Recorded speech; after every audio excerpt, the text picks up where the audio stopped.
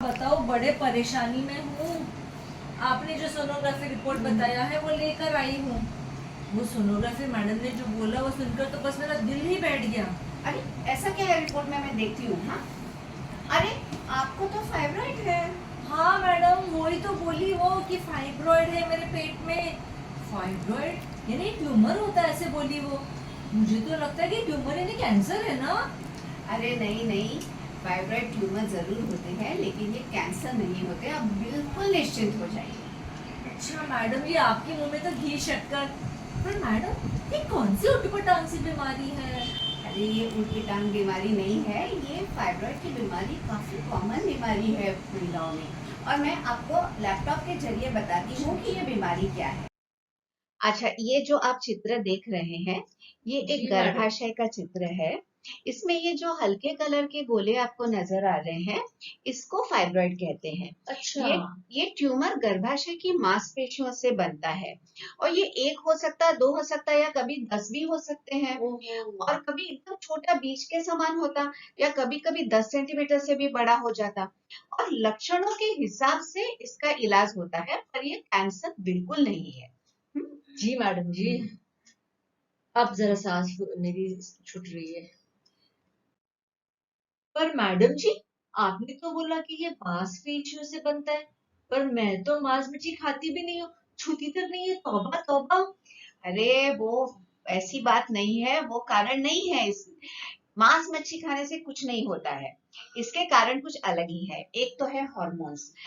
30 या 45 की उम्र में हमारे हॉर्मोन्स बढ़ जाते हैं, इसलिए ये इस उम्र में सबसे ज्यादा पाए जाते हैं।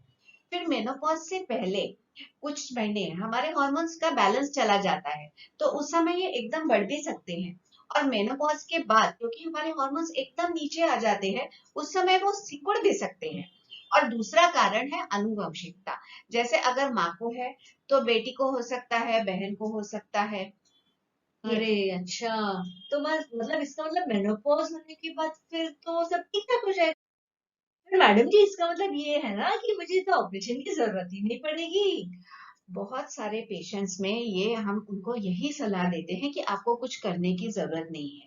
लेकिन कुछ पेशेंट्स जैसे जिनकी उम्र कम होती है और उनका फाइब्रॉइड भीतरी तरफ होता है, उनको कभी कभी बांझपन हो सकता है और अबॉर्शन भी हो सकते हैं। तो उन केसेस में हम हिस्ट्रोस्कोपी मतलब एक दूरबीन होती है जिसके जरिए वो निकाल देते हैं फाइब्रॉइड और उसके बाद उनको बच्चे भी हो जाते हैं। हाँ फिर जी। थोड़ी कम तकलीफ होती है, बस माहवारी ज्यादा जा रही है। ऐसे पेशेंट्स में हम गोली, मिरेना इंजेक्शन, इससे सिम्टम्स कंट्रोल कर लेते हैं और थोड़ा बहुत फाइब्रॉइड भी सिकुड़ जाता है।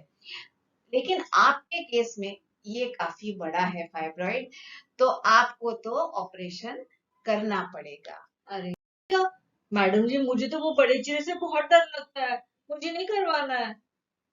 बात सही है, पर आजकल बड़ा चीरा लगाने की जरूरत नहीं है ऑपरेशन में। अब बहुत अलग अलग तरीके से हम लोग ऑपरेशन करते हैं। जैसे आप देख रहे हैं लैप्रोस्कोपी, इसमें बस एक दूरबीन डालते हैं, दो तीन जगह छोटे छोटे टाके लगते हैं और बच्चेदानी निकाल लेते हैं।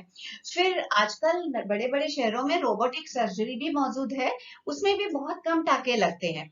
और ऐसा भी मौजूद है तरीका जिसमें आपको टाके लगते ही नहीं है, जैसे वजाइनल हिस्टेक्टमी, जिसमें योनि मार्ग से पूरा का पूरा यूट्रस निकाल लिया अच्छा। जाता है। लेकिन उसके लिए एक बहुत स्किल्ड सर्जन की जरूरत होती है। और अगर आपको यूट्रस निकालने में डर लग रहा है, तो एक और तरीका है एम्बोलाइजेशन, जिसमें जो ब्लड सप्लाई जाता है, जो नस जाती है यूट्रस की तरफ, उसमें हम ब्लॉक कर देते हैं, तो अच्छा। फाइब्रॉइड अपने आप सिकुड़ जाता है। फिर और एक तरीका है जिसमें फोकस्ड अल्ट्रासाउंड हम यूज करते हैं और वो फाइब्रॉइड को जला देते हैं, फिर बाद में वो अपने आप सिकुड़ जाता है।